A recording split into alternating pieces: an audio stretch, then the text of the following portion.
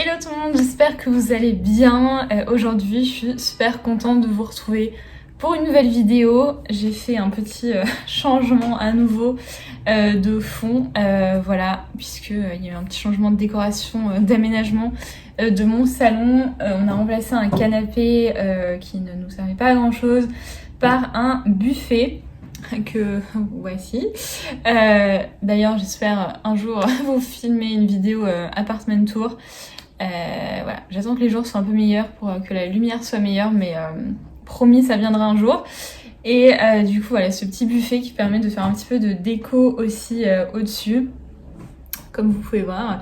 Voilà, donc j'en suis très contente et j'ai réalisé que ça faisait un petit background très sympa pour faire des vidéos. Voilà, j'ai fermé la porte de l'entrée comme ça. C'est plutôt uni. J'ai la fenêtre là-bas, donc la lumière est plutôt pas mal. On va voir ce que ça va donner, mais n'hésitez pas à me dire si ça vous plaît. Aujourd'hui, du coup, je vous retrouve pour une nouvelle vidéo qui va parler livre, lecture. Voilà, ça fait un petit moment que je voulais faire ce genre de vidéo, mais voilà, je ne suis pas une experte littéraire. Voilà, je ne suis pas revue littéraire. J'ai pas des avis très précis sur les livres, les auteurs, les genres, etc. Mais j'aime beaucoup lire, donc voilà, je me suis dit, il n'y a pas besoin d'être experte pour parler des livres qu'on aime. Donc, c'est ce que je vais faire aujourd'hui. Je vais essayer voilà, de garder ça assez court et concis. J'ai 1, 2, 3, 4, 5 livres dont j'aimerais vous parler, voilà, des lectures que j'ai faites l'année dernière. Et une qui date d'il y a un peu plus longtemps, mais je pense que j'avais relu l'année dernière, il me semble. Si je dis pas de bêtises, il y a un livre dont je vous ai déjà parlé, mais je voulais vous en reparler pour vos lectures de 2021. Donc c'est parti, sinon ça va durer 15 ans. Je vais commencer tout de suite du coup par le livre dont je vous ai déjà parlé, il me semble, dans une vidéo favori et peut-être dans d'autres vidéos. C'est celui-ci, donc c'est La clé de votre énergie de Natacha Calle-Strémé. Promis, après j'arrêterai de vous en parler. Mais voilà, je voulais mentionner ce livre pour débuter 2021 parce que si comme moi, vous êtes un peu à la recherche de réponses, vous posez beaucoup de questions et vous êtes parfois un peu à la recherche de réponses, que vous avez besoin de mettre en place des choses un peu plus pratiques pour votre bien-être, pour votre santé mentale, etc. Ce livre est vraiment très bien. Après, il faut avoir voilà, une certaine ouverture d'esprit, puisqu'on parle quand même de certains éléments voilà, qui relèvent un peu plus du spirituel, de l'invisible, si je puis dire. Voilà, comme par exemple tout ce qui est énergie supérieure, d'être, de lumière, etc. Donc on y croit ou pas, mais je trouve que c'est une lecture vraiment ultra intéressante sur un peu tous les mots du quotidien qui se transmettent parfois d'une génération à une autre, des croyances qu'on peut avoir, des peurs ancrées qu'on peut avoir et comment on peut s'en défaire, etc. Enfin, c'est ultra intéressant, enfin moi j'ai adoré. Je vais vite vous lire le résumé quand même. Donc, je suis vidée, qui n'a jamais ressenti cette perte d'énergie? Et si nos problèmes de santé étaient l'expression d'émotions douloureuses? Et si les épreuves que nous traversons étaient dues à nos peurs, nos blocages, nos culpabilités? Et si nos blessures remontaient à notre passé, proche ou lointain, voire un héritage? Cela peut cesser et cela va cesser, je vous en donne la clé. Grâce à ces 22 protocoles, vous allez réactiver votre potentiel et enfin retrouver votre pleine énergie. Voilà, donc livre écrit par Natacha Calle-Strémé, qui est une journaliste et réalisatrice et qui voilà, s'est spécialisée dans le domaine de la santé et de l'environnement, qui a interviewé plein d'énergéticiens, de chamans, de magnétiseurs, de thérapeutes et de médecins aussi, hein, beaucoup plus conventionnels par rapport à toutes ces méthodes un peu plus moins conventionnelles, un peu moins connues pour aller mieux et voilà, c'est juste je le recommande à tout le monde, mais voilà, il est au prix de 19,90 €. J'ai eu la chance qu'elle me l'offre avec la petite dédicace, donc j'étais trop contente et voilà, j'adore et j'adore l'auteur aussi. Je trouve que tout ce qu'elle fait est ultra intéressant. On va passer il faut que je regarde au bon endroit, à des romans. Voilà, les 4 autres livres dont je vais vous parler, ce sont des romans. D'abord ce livre-ci de Michel Bussy. Voilà, je suis un peu arrivée après la guerre parce que je pense qu'il est sorti il y a un petit moment, mais voilà, l'année dernière j'ai été à Giverny pour la première fois, j'ai adoré. Et plein de personnes m'avaient dit sur Instagram: ah mais est-ce que t'as lu j'y arrive, est-ce que t'as lu Nymphéa Noire de Michel Bussy, ça se passe là-bas, blablabla. Et non, je l'avais pas lu, donc je l'ai lu après. Sachant que ma sœur, enfin en tout cas on l'avait déjà dans notre famille, ma sœur l'avait déjà lu et avait adoré. D'ailleurs on avait été voir l'exposition sur les nymphéas au musée, je ne sais plus comment il s'appelle, à Paris, je ne trouve plus le nom. Mais voilà, il y a les nymphéas noires qui sont exposées, décidément, dans un musée parisien. Et le bouquin, du coup, qui est une sorte d'enquête, de thriller. J'ai adoré ce livre jusqu'au bout. Je n'ai pas compris comment c'était possible, qui était la personne donc, du coup, qui avait commis l'acte principal de l'intrigue. C'est pas possible. En fait, quand on arrive au dénouement et donc à l'explication, on se dit alors, jamais j'aurais pensé à ça. Bref, pareil, je vais vous lire le petit résumé. Alors, le jour paraît sur Giverny. Du haut de son moulin, une vieille dame veille. Putain, ils ont écrit 2 fois le même mot. Une vieille dame surveille. Le quotidien du village, les quarts de touristes, des silhouettes et des vies. 2 femmes en particulier se détachent, l'une les yeux couleur nymphéa, rêve d'amour et d'évasion, l'autre, 11 ans, ne vit déjà que pour la peinture. 2 femmes qui vont se trouver au cœur d'un tourbillon orageux, car dans le village de Monet, où chacun est une énigme, où chaque âme a son secret, des drames vont venir diluer les illusions et raviver les blessures du passé. Très très très bon livre, voilà, qui tient en haleine, qu'on n'arrive pas à lâcher. J'ai adoré pouvoir me replonger dans l'univers de Giverny, et du coup j'ai pu un peu plus m'y projeter parce que j'y avais été avant. Et ça m'a donné envie d'y retourner. Donc voilà, dites-moi ce que vous en avez pensé. Je sais que Michel Bussy, c'est un auteur assez populaire. Donc il se peut que certains et certaines d'entre vous l'aient déjà lu.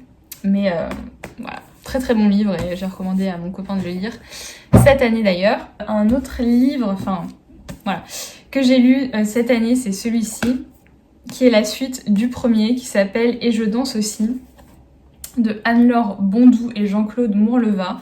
Ça c'est le tome 2, le 1 c'est ma soeur qui l'a, donc je ne peux pas vous le montrer, mais je vous invite à aller regarder à quoi il ressemble. Et donc ça c'est une série de 2 romans que j'ai adoré, que j'ai trouvé hyper feel good, hyper léger, totalement ce qu'on a envie de lire en ce moment pour un peu s'évader. Pour ma part, le premier, je suis rentrée dedans, mais en 3 lignes. J'ai été aspirée. Le premier, c'est un style un peu particulier puisque c'est uniquement des échanges de mails entre les 2 personnages.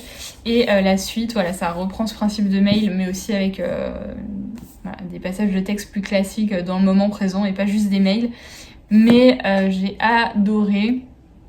Malheureusement, du coup, j'ai pas sous la main le résumé du premier, mais en gros, voilà, c'est entre un auteur, enfin, voilà, un des personnages principaux, c'est un auteur, et cette femme qui va lui écrire, et c'est leur correspondance, en fait, pendant plusieurs mois, / années, et puis, voilà, quels liens ils vont avoir, et comment tout ça va se terminer, mais c'est ultra prenant. Voilà, moi, je les ai lus hyper vite, c'est comme une série, genre je pouvais pas lâcher et je savais même pas en fait qu'il y avait une suite. C'est quand j'avais montré le numéro 1 qu'une personne sur Instagram m'a dit mais tu savais qu'il y avait la suite et tout, j'étais genre non. Donc j'avais acheté celui-là sur Vinted d'ailleurs en occasion et j'ai adoré la suite aussi. Voilà, donc suite que je devrais filer à ma soeur qui a lu le premier, qui a beaucoup aimé aussi. Donc la suite s'appelle, comme vous pouvez le voir, Oh Happy Day. Et je sais pas, hyper feel good, hyper facile à lire, hyper pas prise de tête, mais quand même avec des sujets non plus... voilà, ça aborde un peu des sujets pas simples, mais en légèreté. Celui-là m'a un peu plus remué. Mais voilà, j'ai beaucoup aimé, donc pareil, si vous le connaissez, n'hésitez pas à me dire ce que vous en avez pensé dans les commentaires.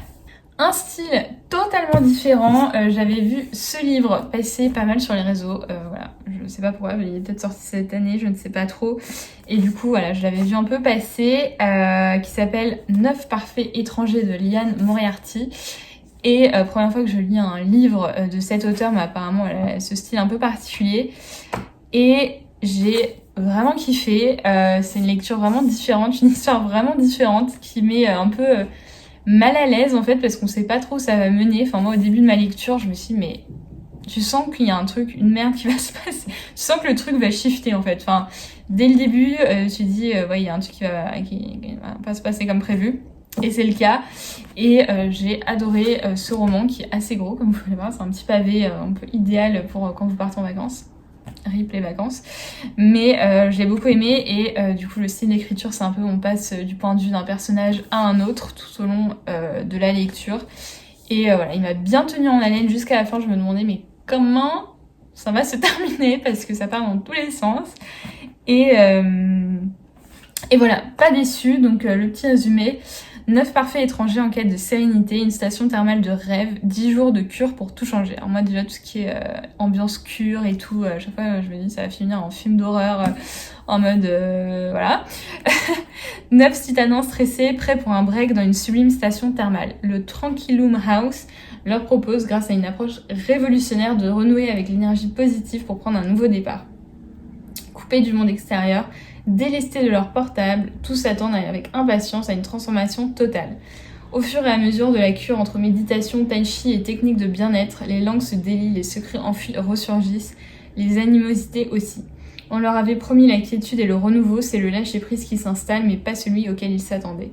Avec l'humour et la subtilité qui ont fait son succès, Liane Moriarty, l'auteur du Secret du mari et de Petits secrets grands mensonges, que je ne connais pas, traque les vérités cachées derrière les apparences et la quête parfois absurde du changement à tout prix du grand art. Voilà, très bon roman, j'ai bien aimé, voilà, vous le conseille. Voilà, c'est pas non plus la lecture qui m'a bouleversée, mais je l'ai trouvé hyper intéressant parce que voilà, c'est pas un style que j'avais déjà lu. Enfin, voilà, très très bon livre. Et le dernier livre, et je suis à 12 minutes donc c'est plutôt pas mal, dont je voulais vous parler, c'est celui-ci qui s'appelle Le plus bel endroit du monde est ici de Frances Miralles Carrascentos, je ne sais absolument pas le prononcer, qui est un livre qui, quand je l'ai lu il y a quelques années, m'avait bouleversée. En fait, c'est un livre que j'ai lu quand j'ai commencé à faire mes crises d'angoisse, et et qui m'a vraiment touchée. Je sais pas comment expliquer. C'est voilà, il y a des lectures comme ça qui touchent un truc, et ce livre en fait partie. En fait, déjà, j'avais totalement accroché avec le titre du livre, Le plus bel endroit du monde est ici. Et avec la lecture qui m'a vraiment voilà, touchée, bouleversée, parce que voilà, c'est une histoire qui commence pas bien du tout. Le tout début, voilà, on part pas sur le bon chemin. Et l'histoire est si touchante, si mignonne, donne vraiment de l'espoir, puisque le personnage principal est vraiment au fond du trou au tout début. Et à travers des rencontres et à travers un lieu un peu particulier, un peu magique, enfin il y a un peu de magie, hein, c'est un peu... voilà, c'est pas...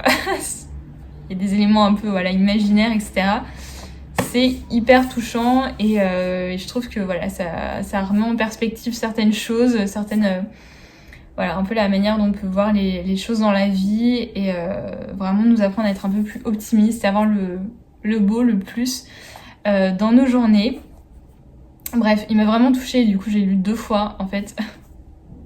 Enfin, pour la petite histoire, j'avais prêté celui-ci à une personne que je n'ai plus revu par la suite.